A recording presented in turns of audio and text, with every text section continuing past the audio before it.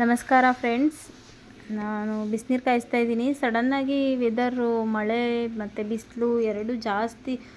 ಒಂದೆರಡು ದಿನ ಬಿಸಿಲಿರುತ್ತೆ, ಒಂದೆರಡು ದಿನ ಮಳೆ ಇರುತ್ತೆ. ಅದಕ್ಕೆ ನಾನು ಬಿಸಿನೀರನ್ನೇ ಕೊಡ್ತಾಯಿದ್ದೀನಿ ಮಕ್ಕಳಿಗೆ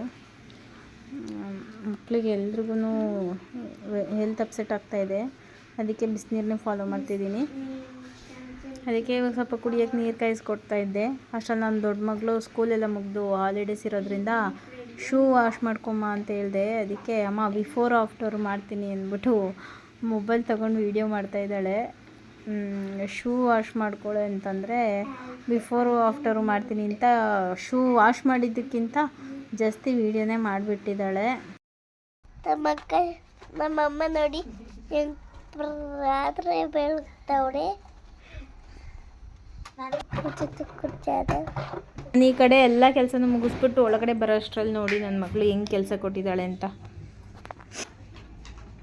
ಸಾಕ್ಷಿ, ಏನು ಮಾಡ್ತಿದ್ಯಾ? ಆನ್ಸರ್ ಯಾವ ಥರ ಕೊಡ್ತಾಳೆ ಗೊತ್ತಾ ಅವಳು ಕ್ವಶನ್ಸ್ ಕೇಳಿದ್ರೆ? ಆಟ ಸಾಮಾನು ತೊಗೊಂಡು ಆಟಾಡ್ತಿದ್ಯಾ?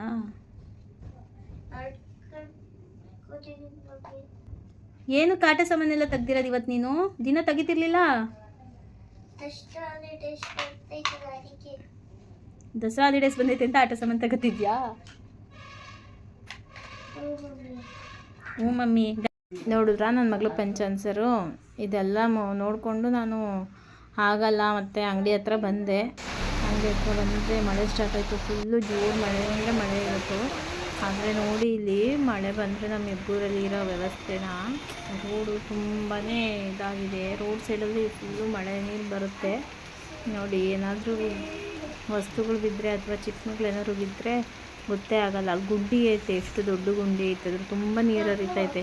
ಅದು ಈಗ ಗೊತ್ತೇ ಆಗಲ್ಲ ಮಕ್ಕಳಿಗೆ ಗುಂಡಿ ಐತೆ ಅಂತ. ಗೊತ್ತಿಲ್ಲದೆ ಏನಾದರೂ ಅಕಸ್ಮಾತ್ ಮಿಸ್ಸಾಗಿ ಕಾಲಿಟ್ಟರೆ ಫುಲ್ಲು ಬೀಳ್ಬಿಟ್ಟು ಕೆಳಗಡೆ ಬಿದ್ದೋಗ್ತಾರೆ, ಅಷ್ಟು ಗುಂಡಿ ಐತೆ.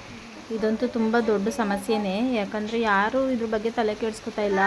ಈ ಥರ ಹಿಂಗೆ ಮಳೆ ಬಂದಾಗೆಲ್ಲ ಪ್ರತಿ ಸಲವೂ ಇದೇ ಆಗುತ್ತೆ. ಚಿಕ್ಕದಾಗಿ ಮಳೆ ಬಂದ್ರೂ ನೀರು ಮಾತ್ರ ತುಂಬ ಬರುತ್ತೆ. ಅದು ಎಲ್ಲಿಂದ ಬರುತ್ತೆ ಗೊತ್ತಿಲ್ಲ. ಆದರೆ ಮಕ್ಕಳು ಬಿದ್ದರೆ ಮಾತ್ರ ಪಾಪ ತುಂಬ ಏಟಾಗುತ್ತೆ. ಹುಷಾರಾಗಿ ಓಡಾಡಬೇಕು. ಇದ್ರ ಬಗ್ಗೆ ಯಾರಾದರೂ ತಲೆ ಕೆಡಿಸ್ಕೊಂಡ್ರೆ ತುಂಬ ಒಳ್ಳೆಯದು. ಯಾಕಂದರೆ ಸ್ಕೂಲ್ ಬಿಟ್ಟಾಗ ಸ್ಕೂಲ್ ಮಕ್ಕಳೆಲ್ಲ ಬರೋ ಜಾಗನೇ ಅದು. ಇಲ್ಲಿಂದನೇ ಸ್ಕೂಲ್ ಮಕ್ಕಳು ಬರ್ತಾರೆ. ಇದು ಜಾಗ ಬಂದು government bus stand ಆಪೋಸಿಟು Narasapura road. ಇದು ಸಂತೆ ಆಗೋದು ಇಲ್ಲೇ. ಸೊ ಸಂತೆ ಎಲ್ಲ ಮಾಡ್ಬೇಕಾದ್ರೆ ತುಂಬ ಟ್ರಾಫಿಕ್ ಆಗುತ್ತೆ, ಮಕ್ಕಳು ಓಡಾಡೋದಕ್ಕೆ ತುಂಬ ಕಷ್ಟ ಆಗುತ್ತೆ. ಅಂಥ ಟೈಮ್ ಮಳೆ ಬಂದಾಗ ಇನ್ನೂ ತೊಂದರೆಗಳು ಜಾಸ್ತಿನೇ ಆಗುತ್ತೆ. ಸೊ ಈ ವಿಡಿಯೋ ಶೇರ್ ಮಾಡಿದಷ್ಟು ಅನುಕೂಲ ಆಗುತ್ತೆ ಮಕ್ಕಳಿಗೆ.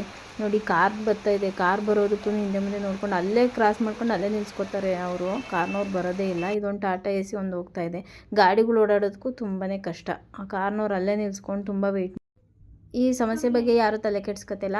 ಈ ಸಮಸ್ಯೆ ನಿಮಗೂ ಏನಾದರೂ ತೊಂದರೆ ಆಗಿದ್ದರೆ ಇದರಿಂದ ಅದನ್ನು ಕಾಮೆಂಟ್ನಲ್ಲಿ ತಿಳಿಸ್ಕೊಡಿ. ಮತ್ತು ಈ ವಿಡಿಯೋನ ಶೇರ್ ಮಾಡಿ, ಎಲ್ರಿಗೂ ತಲುಪಲಿ. ಅದರಿಂದ ಏನಾದರೂ ಸಮಸ್ಯೆ ಬಗೆಹರಿಯುತ್ತಾ ನೋಡೋಣ. ಅದಾದಮೇಲೆ ನಾವು ಮನೆಗೆ ಬಂದ್ವಿ.